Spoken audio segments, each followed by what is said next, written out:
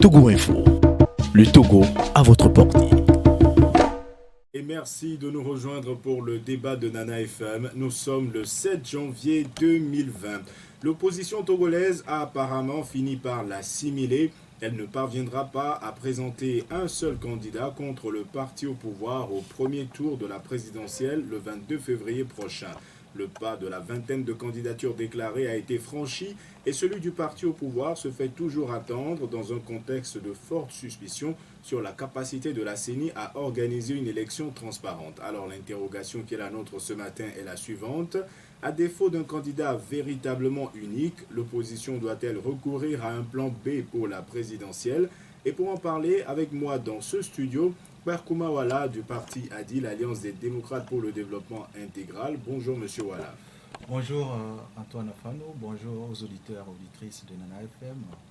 Je voudrais aussi m'acquitter d'un devoir, celui de souhaiter la bonne et heureuse année 2020 à tous les compatriotes et tous les citoyens et citoyennes togolais. Et ce débat se fera justement avec tous ces auditeurs qui peuvent y participer dès maintenant via la page Facebook de Nana FM et dans une vingtaine de minutes par téléphone sur le 91 09 71 71 ou le 96 61 58 58. Avec Stan Teko à la mise en onde, je m'appelle Antoine Afanou. À défaut d'un candidat véritablement unique, l'opposition doit-elle recourir à un plan B pour la présidentielle? C'est le thème du jour.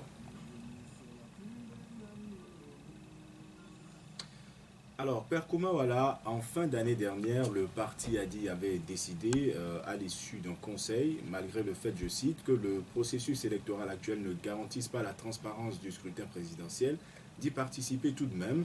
Quelle forme revêtira au final votre participation, puisqu'à l'époque, vous hésitiez entre positionner un candidat clairement ou soutenir un candidat? Quelle a été votre décision finale? En réalité, le Conseil national tenu en décembre passé du parti avait désigné un candidat, La personne du professeur Aimé Gogé, mais avait chargé le bureau national de poursuivre les contacts et les concertations avec les autres entités politiques pour voir dans quelle mesure nous pouvons mutualiser les énergies, parce que depuis toujours, l'Alliance des démocrates pour le développement intégral a une position par rapport à la question des candidatures. Et parce que depuis 2014, où nous revendiquions les réformes constitutionnelles avec la clé l'élection à deux tours qui permettrait de régler un tant soit peu ces querelles, ces guéguerres lorsqu'il s'agit de désigner un candidat.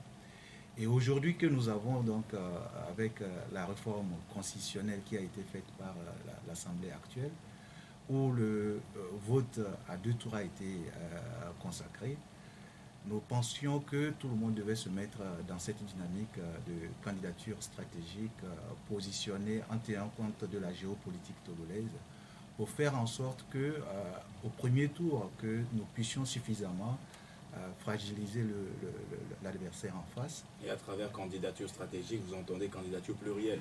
Tout à fait, plurielle, mais stratégiquement positionnée, en tenant compte des bassins électoraux, parce que nous savons quels sont les bassins électoraux qui existent au Togo.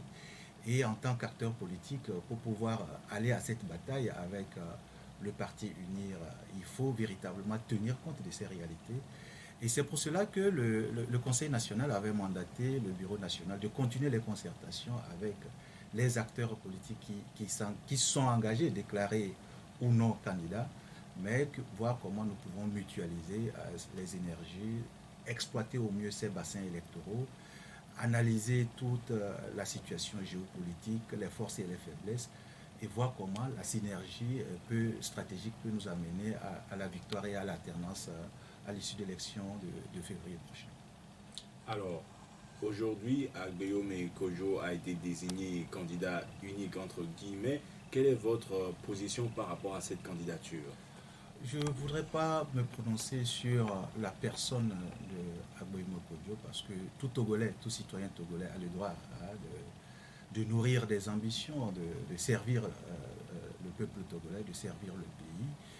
Et je voudrais aussi plutôt revenir sur le positionnement de notre parti qui a toujours martelé que la question de la candidature unique divise et que quel que soit le processus, il y aura toujours des mécontents ou des critiques envers le processus qui aurait conduit à la désignation de ce candidat unique. Je pense qu'aujourd'hui, c'est ce à quoi nous assistons. C'est vrai que Monseigneur Poudreau a eu toute la bonne volonté de contribuer à dégager une personnalité du pays qui puisse recueillir l'assentiment ou le soutien de tous les acteurs politiques qui luttent pour l'alternance politique. Mais au finish, au résultat, nous on savait, en tout cas moi personnellement, je savais que les mêmes difficultés qui ont jalonné le parcours politique dans le pays, surtout au sein de l'opposition, quand il s'agit de désigner un candidat unique, devaient revenir. Et aujourd'hui, on se rend compte qu'on a une multitude de candidats. Beaucoup de candidatures déjà déclarées se maintiennent et c'est certain que nous attendons tous la validation de la liste par la Cour constitutionnelle pour voir quels sont les candidats qui sont retenus et qui vont compétir. Est-ce que parmi ces candidats, on pourrait retrouver le professeur Aimé Gogué, c'est-à-dire pour que ce soit clair pour les auditeurs en même temps et vos militants? Bien sûr, bien sûr, bien sûr, parce que nous avons fait une réunion du Bureau national pour faire le point de tous les contacts qui ont été pris avec aussi bien des candidats que des acteurs politiques non alignés pour l'élection présidentielle ou des personnalités de la société civile. Nous avons échangé beaucoup avec des compatriotes, politiques ou non, et nous avons réaffirmé, donc, à l'issue de cette réunion du Bureau national, que la candidature du professeur Aimé Gogué est maintenue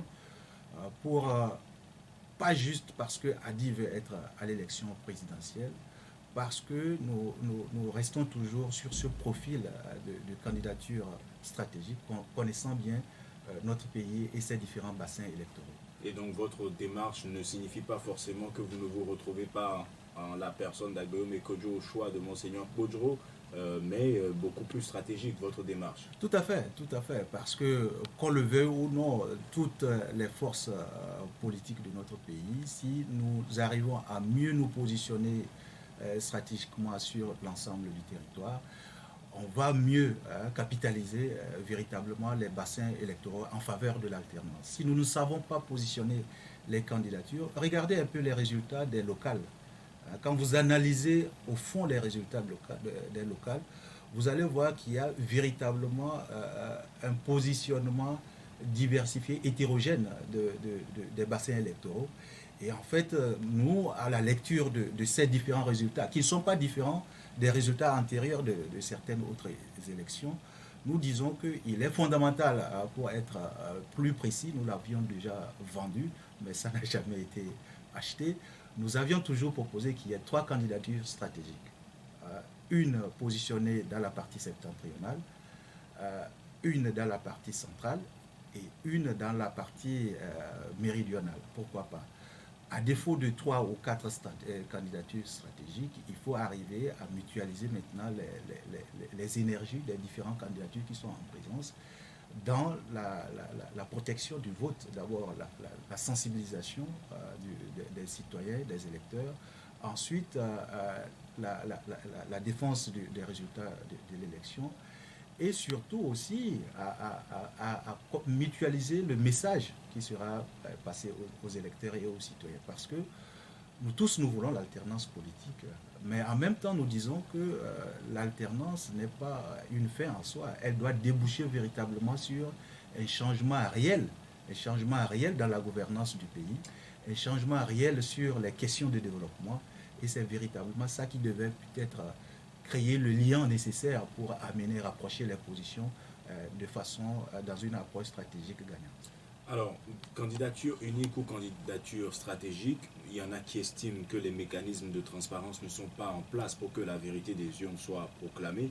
Votre parti lui-même l'a reconnu, vous avez un représentant à la CENI et pourtant vous estimez que l'élection a de fortes chances de ne pas être transparente. Alors pourquoi vous battez-vous si c'est apparemment perdu d'avance? Non, c'est pas perdu d'avance. C'est pas du tout perdu d'avance. Vous savez, j'étais tout jeune, je devais avoir peut-être 14 ou 15 ans, c'est juste. Où il y avait des manifestations dans les centres culturels, vous vous rappelez. Donc, il y avait un professeur de philosophie et cette phrase, je l'ai gardée, il disait, c'est pas parce que les choses sont difficiles que nous n'osons pas, et c'est parce que parfois nous n'osons pas que les choses nous paraissent difficiles. En réalité, ce n'est pas parce que nous pensons que les conditions, et c'est vrai, les conditions de transparence ne sont pas suffisamment garanties, que nous n'allons pas nous engager dans le processus. Il faut s'y engager, continuer par lutter pour que ces conditions soient améliorées. Abandonner le champ de la bataille parce que les conditions ne sont pas réunies, non. Il faut continuer par travailler, et c'est en s'engageant qu'on va encore redoubler d'énergie pour que ces conditions puissent être améliorées, et surtout mobiliser le peuple, le citoyen, pour faire en sorte que même si il y a des velléités de trucage, des velléités de fraude qui venaient à vouloir se mettre en œuvre, que les citoyens puissent défendre son vote, pas par la violence, pas du tout, non, puisque généralement, qu'est-ce que certains citoyens font? Après le vote, ils restent à la maison en attendant que le résultat soit proclamé, mais alors qu'il y a des dispositions de la loi électorale qui demandent aux citoyens, après le vote, de retourner, suivre le déroulement du dépouillement, la proclamation des résultats. Et cette année, nous pensons que nous sommes en train de fédérer les synergies avec la société civile sur la question de la proclamation des résultats bureau de vote par bureau de vote. Alors, la situation sociopolitique préélectorale, c'est aussi le retrait du cas de la CENI. Vos représentants y ont été intégrés pratiquement au même moment. Comment analysez-vous ce retrait? Pour le cas, c'est une manière de protester contre le manque de transparence, justement, de cette élection. Est-ce qu'une telle démarche pourrait venir de l'ADI également? Pour l'instant, une telle démarche n'est pas au rendez-vous pour l'ADI, parce que nous sommes engagés dans ce processus. Il est ce qu'il est avec ses faiblesses, et nous travaillons et nous continuons par prendre des contacts avec les parties prenantes pour voir dans quelle mesure on peut l'améliorer davantage. Vous savez, je me rappelle qu'il y a un moment, la recomposition de la Cour constitutionnelle n'était pas à l'ordre du jour, vous vous rappelez. Je pense qu'il y a un membre du gouvernement qui l'avait clairement signifié, mais par la suite, il y a eu une recomposition, même si elle n'est pas complète. Certains pensent qu'elle est illégale. Oui, bien sûr. C'est aussi mon point de vue, parce que avant que la Cour ne soit constituée, il faut véritablement, avant qu'elle ne délibère, il faut qu'elle soit constituée. Et c'est de là que viennent les accusations qui disent que, en fait, ceux qui restent dans le processus cautionnent l'illégalité. Non, ce n'est pas une question de cautionner l'illégalité, parce que, vous savez, je pense que nous avons aussi parfois la mémoire pas très...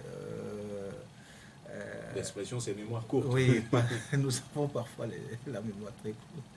Parce qu'il y a eu des périodes où nous avons estimé que le processus était bancal, il ne fallait pas y aller, il fallait se retirer pour ne pas cautionner.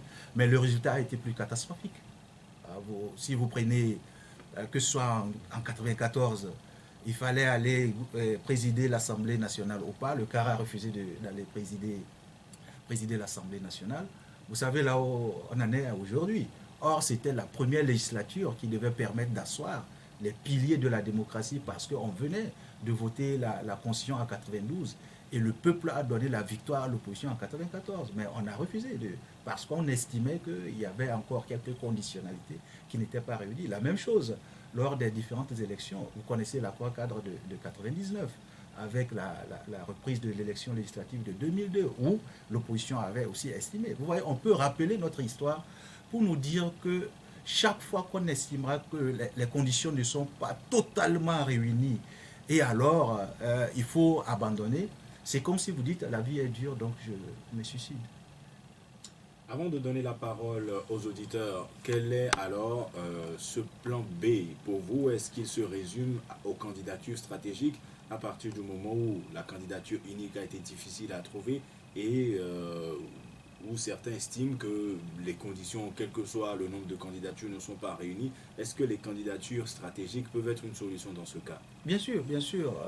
Nous, c'est le plan B que nous voulons vendre aux Togolais.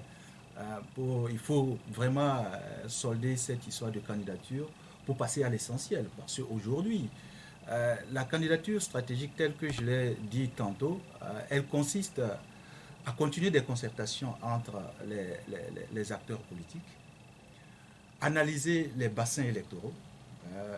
Nous sommes tous Togolais, nous connaissons bien comment fonctionnent les bassins électoraux dans notre pays, évaluer les forces des différents candidats dans ces différents bassins électoraux et voir dans quelle mesure nous pouvons arriver à coordonner la campagne électorale jusqu'à l'élection sur la base de ces bassins électoraux.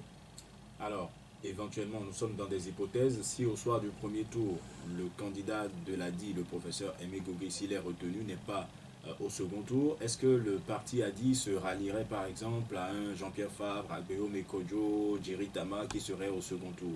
C'est pour cela qu'il faut des concertations pour s'engager dans une approche stratégique holistique.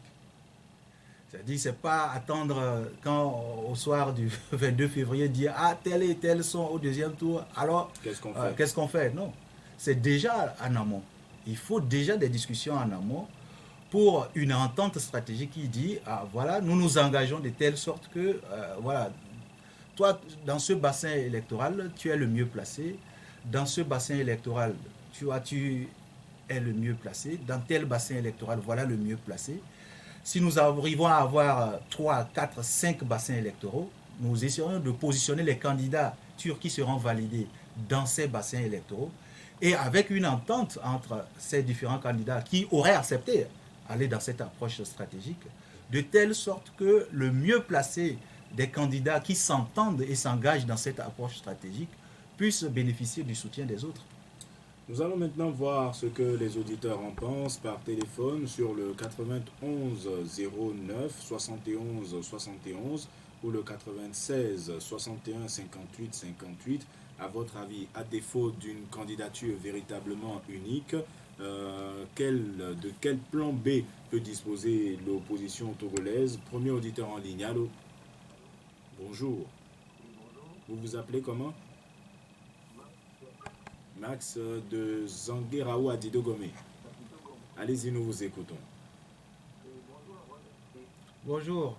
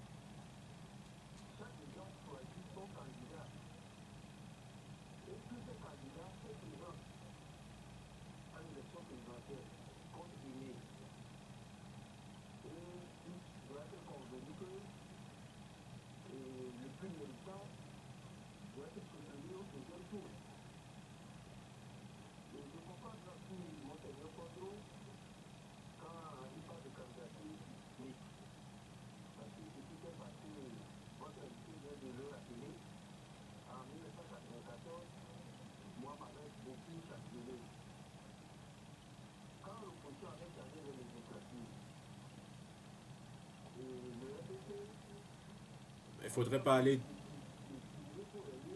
faudrait pas aller trop dans les détails non plus. Vous savez qu'on n'a pas véritablement beaucoup de temps. Allez-y rapidement.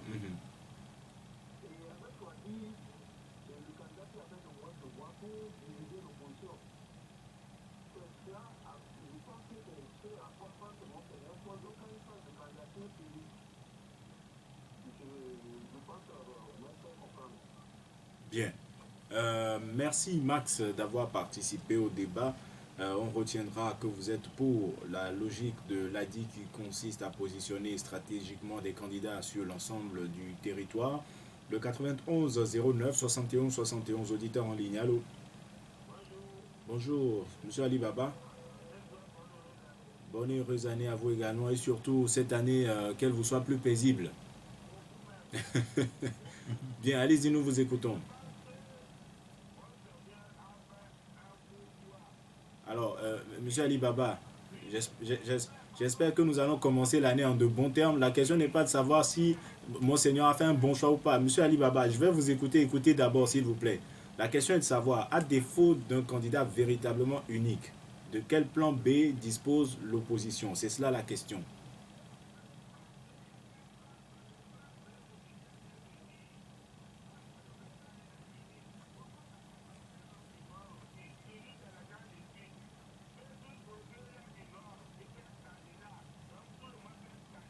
Donc vous êtes pour la stratégie.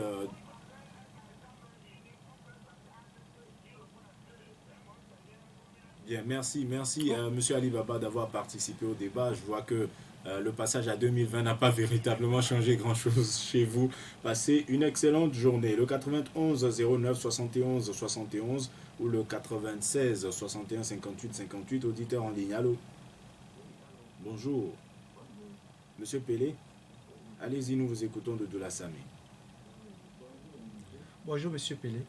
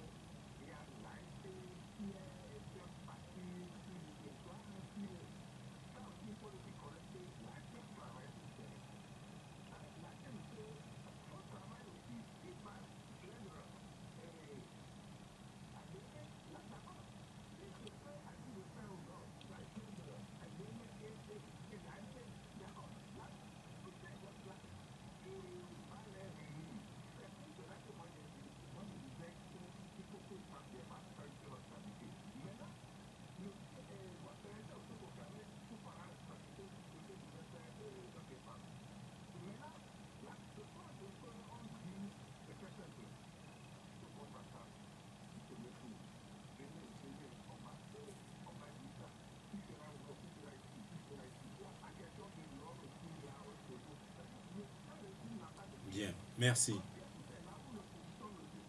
Merci, merci Monsieur Pelé d'avoir participé au débat. Passez une excellente journée. Nous allons prendre encore un auditeur en ligne et laisser réagir l'invité sur la page Facebook de Nana FM. Comme l'envie Lablé écrit que le plan B pour l'opposition doit être de pouvoir récupérer les véritables procès-verbaux de chaque bureau de vote. Vous y réagirez dans quelques instants. Auditeur en ligne, allô? Bonjour. Kodjo de Tocoin, comment allez-vous? Allez-y, nous vous écoutons.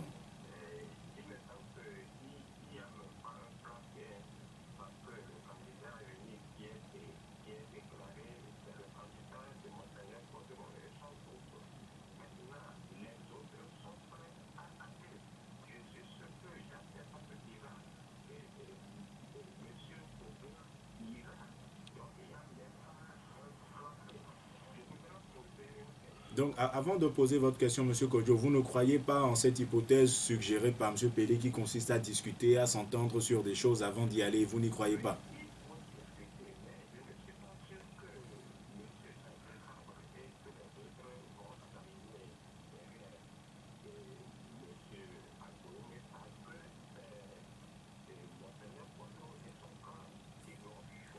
Bien,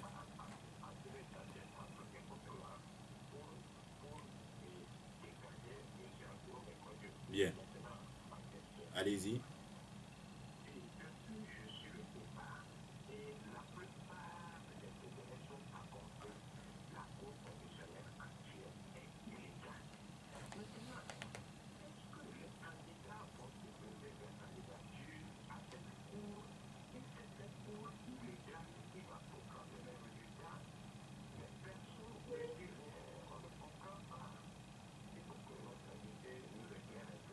Bien.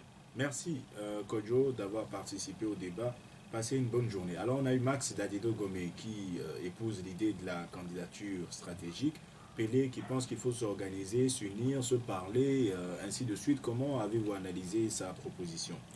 Effectivement, ça rejoint ce que je venais de dire tantôt par rapport à notre position à l'ADI, en ce sens que les concertations devraient dorénavant porter sur un message à donner au peuple en termes d'alternance et de changement, les programmes pour pouvoir faire adhérer le maximum de lecteurs et de citoyens et surtout la mutualisation des forces et des énergies pour, je l'ai dit, la protection du vote, la défense. Je pense qu'il y a un auditeur qui a relevé aussi la collecte et la sécurisation des PV et surtout la constitution d'une base de données qui permettra d'avoir l'ensemble des résultats des différents bureaux de vote. Mais même ce travail, les opposants donnent l'impression de ne pas être capables de le faire Effectivement, ensemble. effectivement, parce que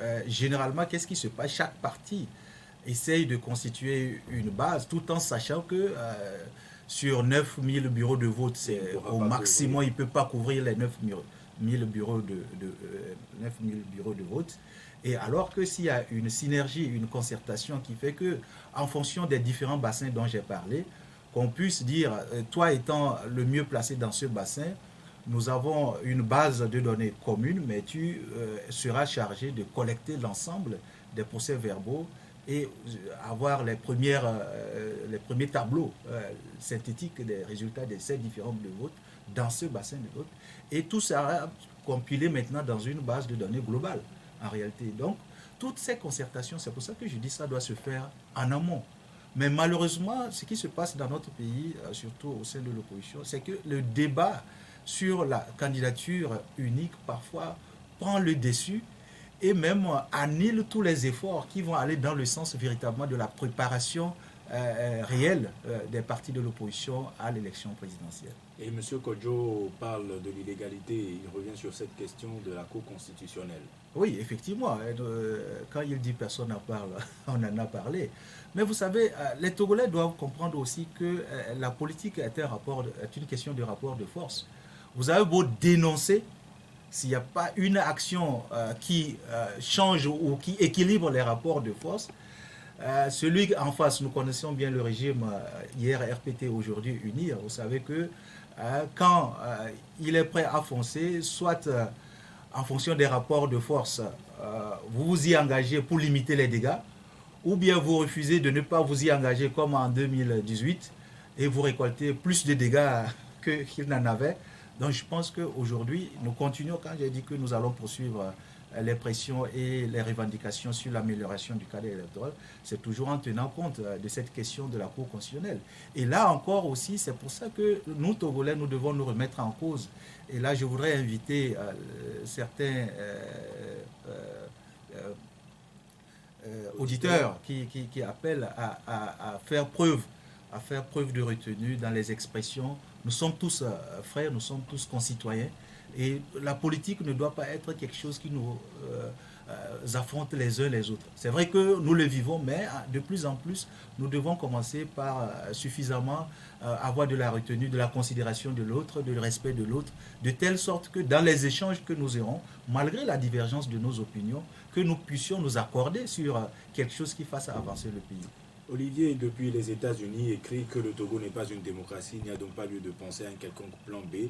La probabilité d'aller à un second tour est très infime, écrit-il. Et il dit que M. Pelé a tout dit, le plan B égale au plan A, celui qui peut être candidat au Nord, qu'il batte campagne pour un candidat au départ. Oui, malheureusement, c'est son opinion que je respecte, qui n'est pas forcément la réalité. Avoir l'allure des choses, plusieurs peuvent lui donner raison. Oui, non, pas du tout. Parce que quand nous prenons, ce n'est pas une question de région forcément, quand nous prenons aujourd'hui, après les locales, c'est l'ANC qui vient après unir. On est d'accord. Vous pensez que l'ANC, en battant campagne pour un candidat unique qui n'est pas de l'ANC, arriverait à convaincre les électeurs à voter pour le candidat unique qui ne serait pas de l'ANC? Je me rappelle, lors du conclave de 2014, ce qui s'était passé. À un moment des discussions, parce que il y avait toujours cette histoire de discuter pour voir est-ce qu'on aura un programme commun, etc. Et il fut un temps où des gens ont dit ah mais si vous ne voulez pas vous engager derrière nous, sachez que même nous seuls nous pouvons gagner l'élection. Donc vous voyez que c'est trop facile de dire on a désigné quelqu'un, on convaincra les gens à voter pour lui. C'est méconnaître même les bassins électoraux du pays. Et je ne vois pas un seul pays où on fait la politique sans tenir compte de la géopolitique. Raphaël Adanzo sur la page Facebook de Nana FM dit que oui, le plan B, c'est de laisser Monsieur Tout le Monde postuler. On se retrouve au deuxième tour et on verra qui est qui.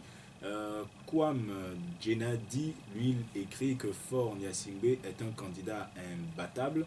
Avez-vous un œil sur ce qui se passe actuellement au sein du parti au pouvoir en ce qui concerne la désignation de leurs candidats?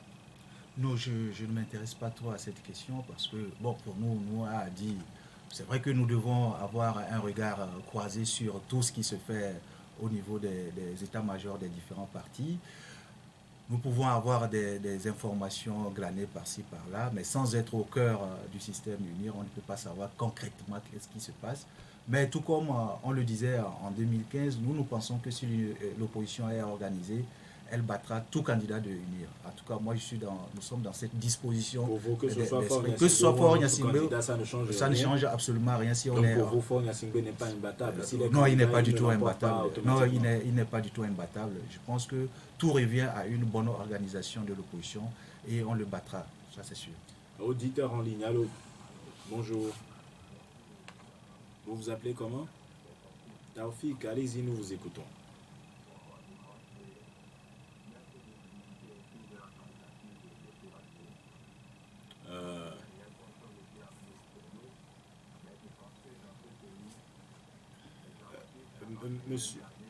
Monsieur Taoufik, oui, le débat de ce jour n'est pas du tout axé sur la personne d'Agbéo Kojo et nous ne sommes pas là pour lui faire de la publicité. Donc la question est de savoir, aujourd'hui, sa candidature, elle est contestée, vous-même d'ailleurs en êtes la preuve vivante. Alors, est-ce que l'opposition dispose d'un plan B à partir du moment où on n'a pas une candidature véritablement unique? C'est ça la question.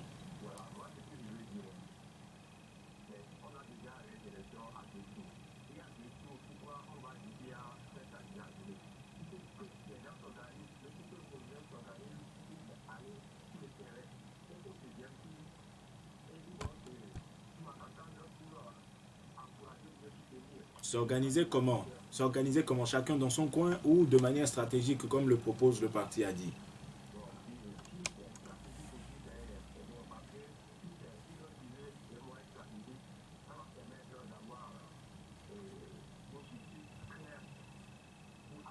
Bien.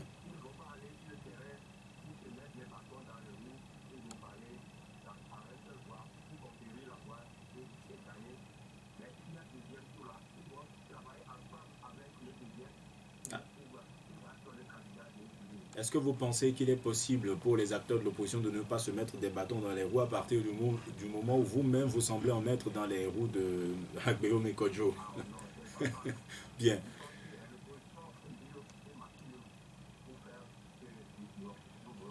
Merci. Merci Taoufik d'avoir participé au débat. Passez une bonne journée. Nous allons prendre un dernier auditeur en ligne, le 91 09 71 71 ou le 96 61 58 58. À défaut d'un candidat véritablement unique, l'opposition dispose-t-elle d'un plan B pour la présidentielle? Auditeur en ligne, allô? Monsieur Komlavi, comment allez-vous? Allez-y, nous vous écoutons d'Agoué.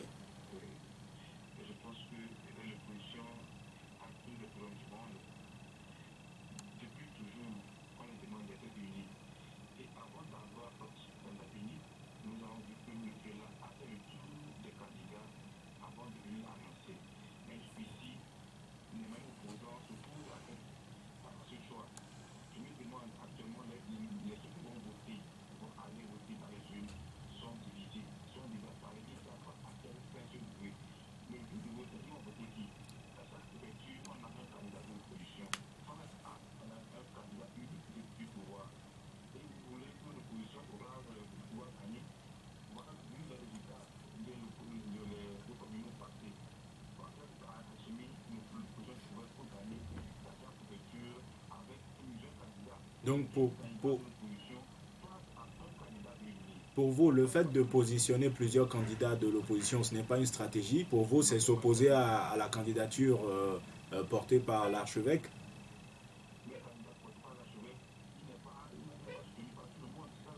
Est-ce que stratégiquement, il est obligé d'être soutenu par tout le monde pour que la tendance soit inversée à partir du moment où l'élection se fait à deux tours?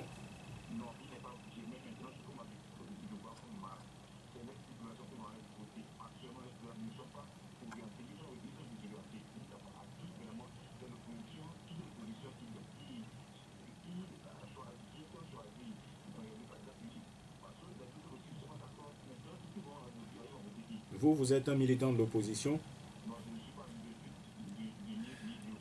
Bien,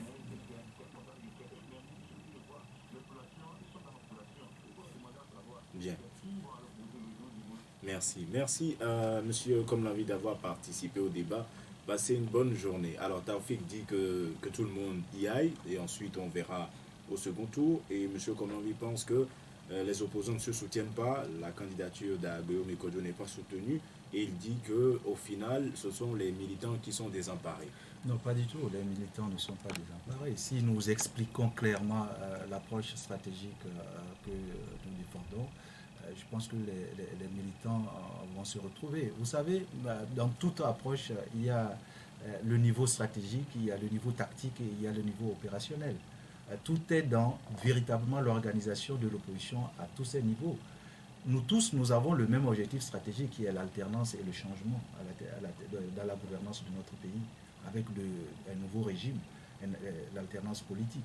Au niveau tactique, c'est à ce moment que nous devons nous concerter pour voir quels sont les positionnements stratégiques que nous faisons, comment nous organisons la campagne de telle qu'il y ait une fédération d'énergie, de telle sorte qu'au second tour, il n'y ait pas de récrimination par rapport aux différentes guéguerres qui auraient eu lieu au premier tour. Et au niveau opérationnel, il faudra avoir les acteurs ou les candidats qui se mettent ensemble dans cette approche stratégique vont voir comment on opérationnalise tous ces objectifs ou ces orientations stratégiques sur le terrain. Je pense que tout est question d'organisation. Il n'y a pas véritablement d'a priori. Il faut véritablement travailler, réfléchir, se projeter et mettre en action. Avez-vous encore le temps de l'organisation maintenant? Bien sûr, puisque chaque entité se prépare. Vous avez, on n'a pas attendu le processus de Monseigneur Kojo pour désigner les candidats. Les gens ont désigné les candidats il y a 3-4 mois. Donc ça veut dire que les gens se préparent depuis. Et les concertations, elles existent entre nous. Donc il suffit de s'accorder sur un minimum sur l'approche stratégique. Je pense que nous pourrions véritablement être prêts pour l'élection du 22 février avec donc la probabilité très forte de gagner cette élection. Juste à Thiego sur la page Facebook de Nana FM écrit qu'il faut opter plutôt pour une autre stratégie. Il dit que cette idée de candidature unique de l'opposition ne prospérera jamais et c'est le cas. Même en Gambie, écrit-il, Adama Barrow n'était pas le seul candidat de l'opposition face à Djamé. Au contraire, il est le candidat de la branche la plus représentative de l'opposition. Aujourd'hui, faut-il un candidat plus représentatif de l'opposition ou... Oui, quand je parlais de bassins électoraux, c'est ça. Vous savez, Adama Barrow aussi a gagné parce qu'il y avait une autre candidature qui a siphonné des voix ailleurs. C'est pour ça que quand nous parlons d'approche stratégique, nous l'expliquons, mais comme beaucoup sont campés sur l'idée de candidature unique, les gens, beaucoup ne nous écoutent pas. Mais si vous prenez l'analyse des résultats en Gambie, Adama est passé, il était le plus représentatif, mais il est passé parce qu'un autre parti a su siphonner dans un autre bassin des voix de Yaya Jammeh. Et je pense que si nous nous inspirons de cette expérience, nous pouvons construire un modèle stratégique qui soit en faveur de l'alternance dans notre pays. Sur la page Facebook de Nana FM, toujours à Gogo Komlan, Améou écrit « Nous avons une élection à deux tours, constituer 3 blocs politiques pour faire face aux candidats du parti au pouvoir, c'est mieux. » Il rejoint notre approche. Alors, le 91 09 71 71 ou le 96 61 58 58, nous avons encore le temps de prendre un auditeur en ligne avant de clore ce débat. Le 91 09 71 71 ou le 96 61 58 58. À votre avis, à défaut d'un candidat véritablement unique, De quel plan B ou l'opposition doit-elle recourir à un plan B pour la présidentielle? Sur la page Facebook de Nana FM, Bodé écrit que nous sommes tenus à dire à notre opposition qu'elle fasse preuve de maturité, que cette année 2020 soit une année décisive pour l'alternance au Togo, même si c'est Satan qui a été choisi comme opposant unique pour faire face au pouvoir, que les autres opposants le soutiennent. Un autre auditeur en ligne, allô? Allô? Alors, nous l'avons perdu.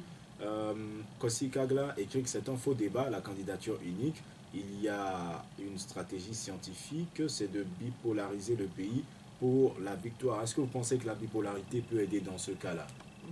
Bon, si on arrive à analyser que c'est deux bassins prioritaires qui peuvent faire basculer le choix des citoyens, pourquoi pas? Mais a priori, je ne me limite pas à deux bassins pour parler de la bipolarisation. Nous connaissons vraiment les bassins électoraux. A dit, nous avons déjà une analyse assez poussée de ces bassins électoraux et nous allons partager cette analyse avec les autres partis politiques. Et je suis certain que dans les semaines à venir, quelque chose sortira de commun de ceux qui s'engagent dans cette approche stratégique. C'est le radicalisme de certains, écrit Passi Loku, qui pensent qu'ils ont le monopole de l'opposition et les calculs égoïstes des autres qui étouffent l'opposition. À cette allure, malgré la diversité de candidatures, si l'opposition prêche bien dans ces différentes chapelles et pas contre ses compagnons, elle gagnera. Qu'en pensez-vous? Bien sûr, c'est pour ça que quand vous m'avez posé la question sur la candidature de Agbouémé, j'ai dit il a le droit d'être désigné par le prélat. Le prélat aussi. Et la question n'était pas de savoir s'il avait le droit d'être désigné ou pas. Oui, c'était ce que j'en pensais. Moi, je pense que c'est un Togolais qui peut travailler pour le pays, mais n'empêche que l'approche dans laquelle il a été désigné, moi, je ne me suis jamais engagé dans cette approche parce que je vois les risques que cela court en termes de division au sein de l'opposition. Et puis, à côté Kanko, et pour finir, il écrit que l'élection est à 2 tours. La lutte pour l'opposition doit consister à réclamer de meilleures conditions d'organisation des élections pour une transparence, afin que les résultats soient acceptés par tous. Lutter contre la machine à fraude électorale, installer une machine de compilation des résultats et chercher des jeunes dynamiques sur le terrain qui communiquent les résultats bureau de vote par bureau de vote. Qu'en pensez-vous? Et en même temps, votre mot de la fin. Voilà un travail que je salue, voilà une réflexion que je salue. Je pense que tous les citoyens qui sont engagés pour l'alternance doivent se mettre dans cette dynamique. Nous allons à cette élection, elle est à 2 tours. Nous avons marché pendant longtemps sous le chaud soleil pour réclamer une réélection à 2 tours. Aujourd'hui, nous avons une élection à 2 tours. Engageons-nous dans une approche stratégique avec des candidats judicieusement choisis et concertés pour faire en sorte que nous renforçons la pression pour améliorer davantage les conditions de transparence des élections.